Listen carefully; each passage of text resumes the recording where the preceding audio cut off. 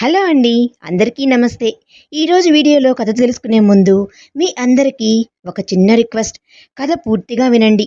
కథ మీకు నచ్చితే లైక్ చేసి మీ విలువైన అభిప్రాయాన్ని కామెంట్ రూపంలో తప్పకుండా తెలియజేయండి. మరిన్ని ఇలాంటి ఇంట్రెస్టింగ్ స్టోరీస్ కోసం మన ఛానల్ని సబ్స్క్రైబ్ చేసుకోండి. మరి లేట్ చేయకుండా మన కథలోకి వెళ్ళిపోదాం. కస్తూరిని ఆ పరిస్థితుల్లో చూసిన ఇషాన్కి మనసంతా ఎందుకో బాధగా అనిపిస్తుంటే ఎందుకలా అనిపిస్తుందో తెలియక బయట కారులో కూర్చొని కస్తూ గురించి ఆలోచిస్తూ అలాగే ఎంతసేపు ఉన్నాడో కూడా తెలియకుండా అలాగే ఉండిపోయాడు. ఇంకా ఇక్కడే ఉంటే లాభం లేదని ఇంటికి వెళ్ళిపోయాడు ఇషాన్. అప్పుడే ఇంటికి వచ్చిన ఇషాన్తో వాళ్ళ అమ్మ, ఇషాన్, నేను పంపిన ఫొటోస్ చూసావు కదా, అందులో నీకు ఎవరు నచ్చారో చెప్పు, వెళ్ళి మాట్లాడదాం అని అంటుంది. అమ్మా, ఇంకా నువ్వు చెప్పిన టైం మిగిలింది కదా, తర్వాత చూద్దాంలే అనుకుంటూ నెమ్మదిగా చెప్పి లోపలికి వెళ్ళిపోయాడు. వెళ్తున్న ఇషాన్ని చూస్తూ ఇషాన్ ఇంది ఇంత నెమ్మదిగా చెప్పడం ఏంటి అనుకుంటూ ఎంతో ఆశ్చర్యంతో వెళ్తున్న ఇషాన్ని చూస్తూ ఎప్పుడు నాతో గొడవ పడుతూ ఉండే ఇషాన్ ఈరోజు నాతో ఇలా మాట్లాడటం ఏంటి అనుకుంటూ వింతగా చూస్తూ ఉంది ఇషాన్ వాళ్ళ అమ్మగారు. కానీ అవన్నీ పట్టించుకునే స్థితిలో ఇషాన్ లేడు. తన ఆలోచనలు అంతా కస్తూరి వైపే ఉన్నాయి.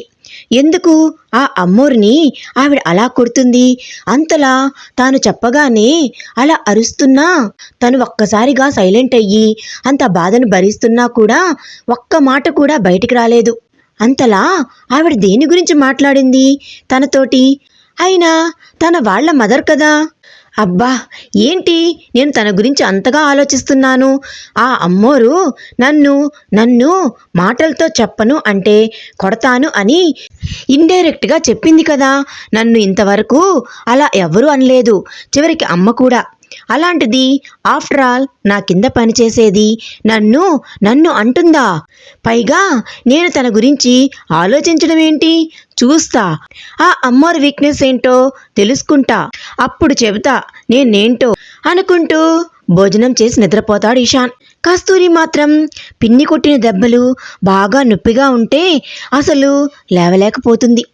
కానీ ఆఫీస్కి కూడా వెళ్ళాలి కదా అని త్వరగా లేచి అన్ని పనులు చేసి వాళ్ళ పిన్నికి చెప్పి బయలుదేరటం.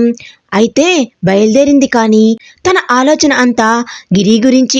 పిన్ని గిరికి ఆపరేషన్ చేయించను అని చెప్పింది. గిరికి ఎలా చేయించాలి ఆపరేషన్? అంత డబ్బు అంటే ఎవరు ఇస్తారు అనుకుంటూ వెళ్ళి మందుల షాప్ దగ్గర ఆగి గిరి కోసం డాక్టర్ రాయించిన మందులను తీసుకుందాం అనుకుంటే డబ్బులు కనిపించలేదు. డబ్బులు ఇక్కడే పర్సులోనే కదా పెట్టాను, నిన్న పర్సు నుండి అస్సలు తీయలేదు అనుకుంటూ ఎక్కడ పడ్డా ఇవి అని ఆలోచిస్తూ అక్కడి నుండి బయలుదేరింది కస్తూరి. ఉన్న కాస్త డబ్బులు కూడా ఇప్పుడు లేవు. ఆ మందులు వాడకపోతే గిరి పరిస్థితి ఇంకా దారుణంగా తయారవుతుంది అనుకుంటూ ఆఫీస్కి వచ్చి నిన్న ఇషాన్ ఇచ్చిన ఫైల్ చూస్తూ వర్క్ చేస్తూ ఉంది. ఆఫీస్కి వచ్చిన ఇషాన్ వర్క్లో ఉన్న కస్తూరిని చూసి తను బాగా నీరసంగా ఉంది కదా, నిన్న అంత జరిగినా మళ్ళీ మామూలుగా ఎలా ఉంది, ఏం జరగనట్టు, ఏంటో ఈ అమ్మోరు అస్సలు అర్థం కావడం లేదు అనుకుంటూ వెళ్ళినా కూడా ఇషాన్కి ఒక్కటే ఆలోచన, ఏంటి తన వీక్నెస్ అనుకుంటూ ఆలోచనలో పడి వర్క్ చేసుకుంటూ ఉంటాడు.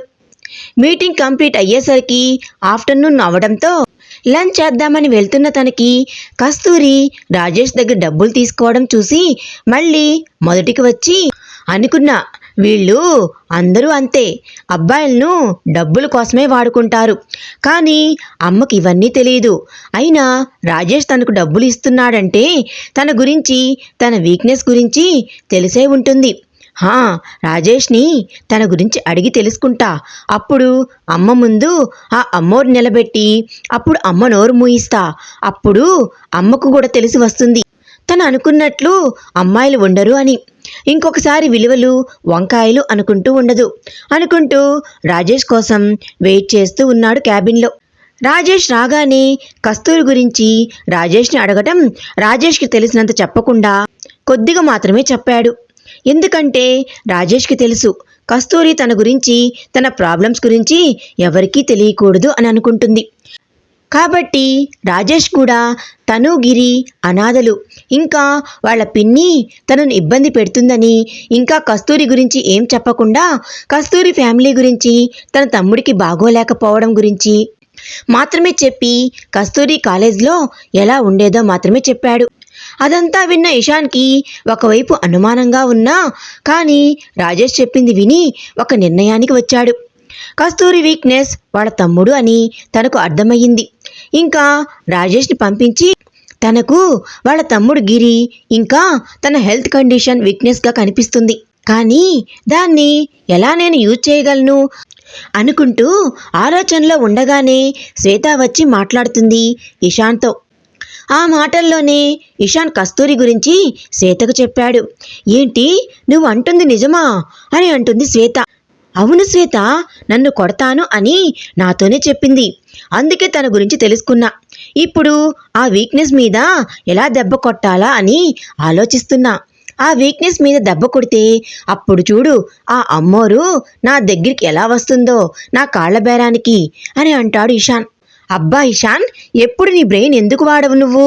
నీకు అర్థం కావడం లేదు. నాకు ఒక మంచి ఐడియా వచ్చింది. ఆ ఒక్క ఐడియాతో ఇటు నీ పగ ఇంకా మీ అమ్మ మాట రెండూ తీరతాయి. ఒక దెబ్బకు 2 పెట్టెలన్నమాట అని అంటుంది శ్వేత. చెప్పేదేదో స్ట్రైట్గా చెప్పి తగలడు, అసలే బుర్ర పేలిపోతున్నట్లుంది నాకు. అయినా శ్వేత, నీకు ఇలాంటి మాటలు అస్సలు సూటు కావు నీకు అని అంటాడు ఇషాన్. అబ్బా డార్లింగ్, చూడు నీ వీక్నెస్కి నువ్వు నీ ప్రాఫిట్కి వాడుకో. ఏంటి అలా చూస్తున్నావు? అర్థం కాలేదా? సరే చెప్తాను విను అని అంటుంది శ్వేత. నువ్వు తనని తీసుకొని పోయి మీ అమ్మకు పరిచయం చెయ్యి నీ వైఫ్గా. ఏంటి అది నా వైఫ్ ఏంటి మరి నువ్వు అని అంటాడు ఈశాన్. అంటే మీ అమ్మ దృష్టిలో మాత్రమే, నాకు అర్థం కావడం లేదు శ్వేత అని అంటాడు. అబ్బా ముందే నువ్వు తనతో చెప్పు, నువ్వు ఇలా నా వైఫ్గా మా ఇంటికి రావాలి, అప్పుడు మీ తమ్ముడి హెల్త్కి సరిపోయే డబ్బు ఇస్తా అని చెప్పి అగ్రిమెంట్ రాయించుకో.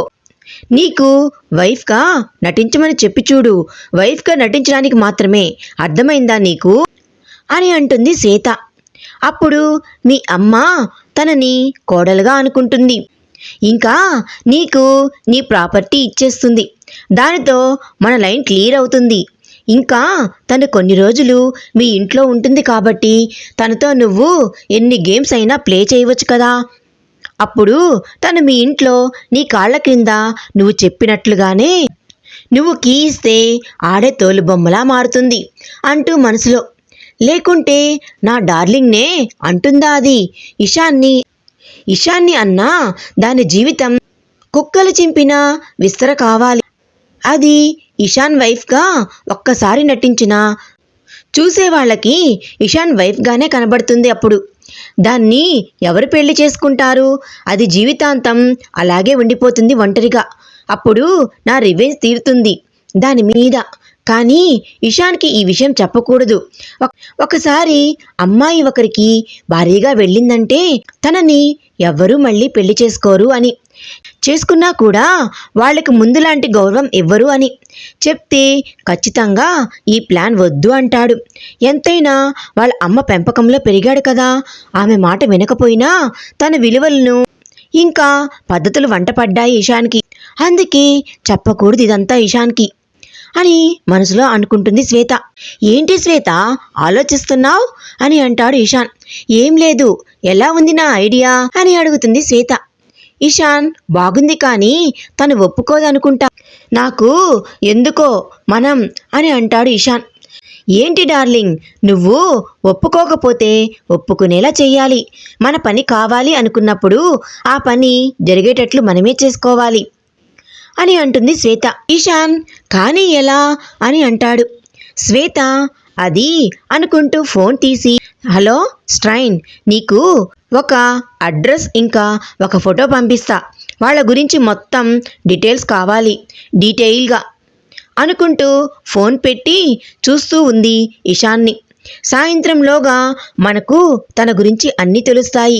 అప్పుడు ఎలా ప్లాన్ చేయాలో, ఎలా తనని ఒప్పించాలి, కాదు తానే మన దగ్గరికి వచ్చేలా చేస్తా చూడు అని అంటుంది శ్వేత. ఈశాన్ శ్వేత యు ఆర్ వెరీ స్మార్ట్ అని అంటాడు. థ్యాంక్స్ డార్లింగ్, మరి నాకు అని అంటుంది శ్వేత. ఇషాన్ ఏంటి అని అంటాడు. 1 అని అడుగుతుంది. ఇషాన్ బట్ ఇది ఆఫీస్ అని అంటాడు ఇషాన్. అయితే ఏంటి 1 కిస్సే కదా అడిగింది నేను అని అంటుంది శ్వేత. ఇషాన్ శ్వేత ఇప్పుడు వద్దులే, కానీ నువ్వు ఇంక వెళ్ళు. సరే బాయ్ డార్లింగ్ అని అంటుంది శ్వేత. ఇషాన్ బాయ్ అని చెప్తాడు. ఏంటి ఈ శ్వేత ఆ అమ్మోర్ని నా వైఫ్గా నటించమని చెప్తుంది. ఇంతకీ ఒప్పుకుంటుందా తను? నేను ఇప్పటి వరకు తనని అబ్జర్వ్ చేసిన దానిలో తను చాలా ఆత్మాభిమానం ఉండే అమ్మాయిలాగా కనిపిస్తుంది. లేదు లేదు, ఇలా ఎందుకు అనుకుంటా? తను పొద్దున్నే కదా రాజేష్ దగ్గర డబ్బులు తీసుకుంది. ఇంకా ఆ రాజేష్ తన గురించి చాలా గొప్పగా చెప్పాడు. రాజేష్ చెప్పింది వింటే రాజేష్ తనని లవ్ చేస్తున్నాడు అని అనిపిస్తుంది నాకు. ఇంకా ఆ విషయం తెలిసి అమ్మాయిలు ఊరుకుంటారా? అందుకే రాజేష్తో బైక్లో వెళ్ళడం, ఇంకా తన దగ్గర డబ్బులు తీసుకోవడం, ఇన్ని చేసింది అంటే నా డీల్కు కూడా ఒప్పుకుంటుంది.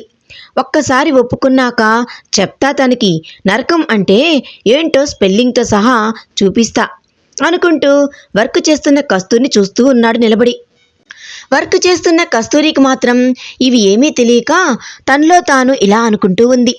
డబ్బులు ఎక్కడ పడిపోయాయి? అనవసరంగా రాజేష్ గారి దగ్గర డబ్బులు తీసుకున్నాను. అసలు ఈ నెల శాలరీతో గిరిని పెద్ద డాక్టర్ దగ్గరికి తీసుకువెళ్ళాలి అని అనుకున్నాను. కానీ ఇప్పుడు అలా కుదిరేటట్టు లేదు. ఏం చెయ్యాలి నేను? తొందరగా పిన్ని నుండి గిరిని తీసుకుని వెళ్ళిపోవాలి. అది గిరికి బాగా అయ్యాకే సాధ్యమవుతుంది. గిరి కోసమే ఇన్ని రోజులు పిన్ని ఎన్ని మాటలు అంటున్నా, ఎంత కష్టపెడుతున్నా భరిస్తున్నా. కానీ ఈ మధ్య పిన్ని పెట్టే బాధలు, తను అంటున్న మాటలు అస్సలు తట్టుకోలేకపోతున్నా. దీనికన్నా మేము ఆశ్రమంలో ఉన్నా బాగుండేది. అక్కడ నా అన్న వాళ్ళు లేకున్నా ఇలా పిన్నిలాగా కొట్టేవారు, తిట్టేవారు ఎవ్వరూ ఉండరు అనుకుంటూ వర్క్ని ఫినిష్ చేసి ఇషాన్ దగ్గరికి వస్తుంది కస్తూరి. కస్తూరి తన దగ్గరికి రావడం చూసిన ఇషాన్ వెళ్ళి తన చైర్లో కూర్చొని వర్క్ చేస్తున్నట్లు ఉంటాడు. పర్మిషన్ అడిగి వచ్చిన కస్తూరి ఫైల్ ఇచ్చి వెళ్ళిపోతూ వెనక్కి తిరిగి సార్ చాలా చాలా థ్యాంక్స్ సార్ అని అంటుంది. దేనికి అని చూస్తున్నాడు ఇషాన్. అంటే నిన్న నేను అడగగానే ఇంటికి పంపించారు. ఇంకా నాకు లిఫ్ట్ కూడా ఇచ్చారు కదా. నిన్న లేట్ అయింది అన్న కంగారులో మీకు థ్యాంక్స్ కూడా చెప్పలేదు సరిగా అని అంటుంది కస్తూరి. అవునా? అయినా ఎందుకంత కంగారు నీకు? మీ ఇంట్లో ఏదైనా అని ఆగిపోతాడు ఇషాన్. అలాంటిది ఏమీ లేదు సార్. అమ్మాయిలు ఎంతసేపైనా ఇంటికి రాలేదు అంటే ఇంట్లో వాళ్ళు భయపడతారు కదా సార్. మా మదర్ కూడా అంతే. మా మదర్ అయితే ఇంకా భయస్తురాలు. తనకు చాలా భయంగా ఉంటుంది. కాస్త లేట్ అయినందుకే తొందరగా వెళ్ళాలి అన్నాను. అంతే సార్, ఇంకేమీ లేదు అని అంటుంది కస్తూరి. ఓహ్, ఎంత బాగా అబద్ధాలు చెప్తుందో చూడు. అసలు మాటల్లో బెరుకు కూడా లేకుండా. అయినా అమ్మాయిలకు అబద్ధాలు, బాయ్ ఫ్రెండ్స్ని మార్చడం వెన్నతో పెట్టిన విద్య లాంటిది కదా. తిని కూడా అంతే. చూడటానికి పల్లెటూరులాగా పద్ధతిగా కనిపిస్తూ లోపల ఎన్ని చేస్తుంది. ఈ పల్లెటూరు కన్నా నా శ్వేతే నయం. నాకు చెప్పకుండా ఒక్క పని కూడా చేయదు అని మనసులో అనుకుంటాడు ఇషాన్. సార్ ఇంక నేను వెళ్తాను అని అంటుంది కస్తూరి.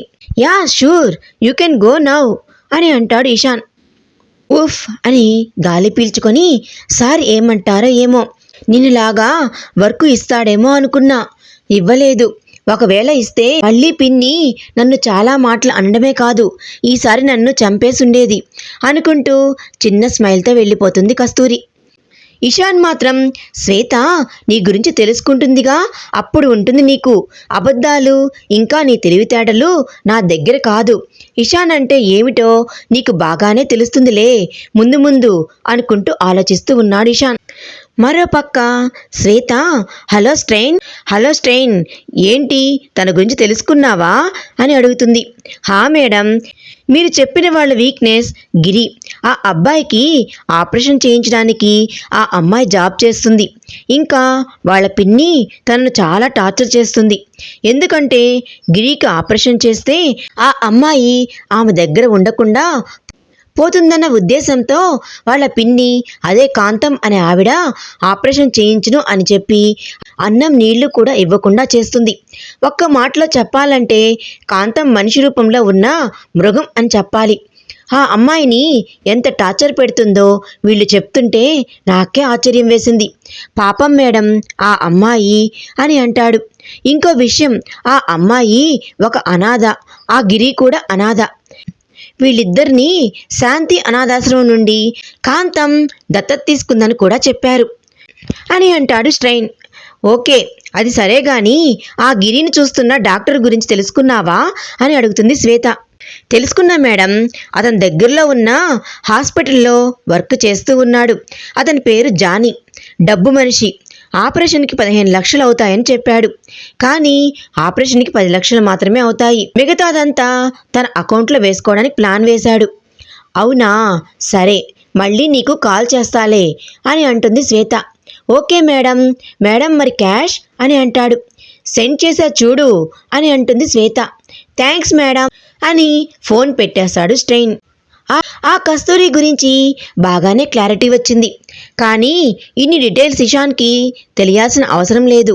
ఇన్ని చెబితే ప్లాన్ వద్దు అని ఆ కస్తూరికి హెల్ప్ చేస్తాడు. అలా చేస్తే ఇషాన్ ప్రాపర్టీస్ ఏమీ రావు. ఇంకా తనతో ఇన్ని రోజులు లవ్లో ఉన్నందుకు నా టైం అంతా వేస్ట్ అవుతుంది అనుకుంటూ కస్తూర్ని ఎలా ట్రాప్ చేసి ఇషాన్తో అగ్రిమెంట్ వైఫ్గా ఎలా ఒప్పించాలో అని ఆలోచిస్తూ ఉంది శ్వేత. చూద్దాం, వీళ్ళు వేసే ప్లాన్ని తెలుసుకోలేక కస్తూరి వీళ్ళతో అగ్రిమెంట్కి ఒప్పుకుంటుందో లేక వీళ్ళకి రివర్స్గా మారి బుద్ధి చెప్తుందా అనేది మనం మన నెక్స్ట్ పార్ట్లో తెలుసుకుందాం. ఈ వీడియో కనుక మీకు నచ్చినట్లయితే ప్లీజ్ లైక్ చేయండి. Thanks for watching.